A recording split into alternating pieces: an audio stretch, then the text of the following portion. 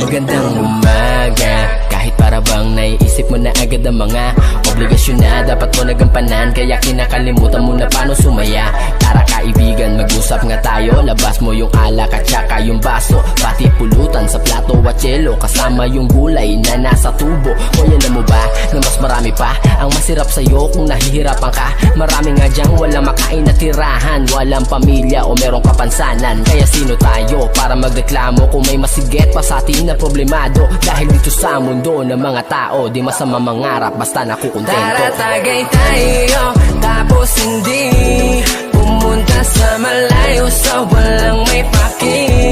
Malalagpasan mo rin ang lahat ng problema, basta kalma ka lang, tumagay ka, tapos hindi pa. Tara tagay tayo, tapos hindi pumunta sa malayo sa walang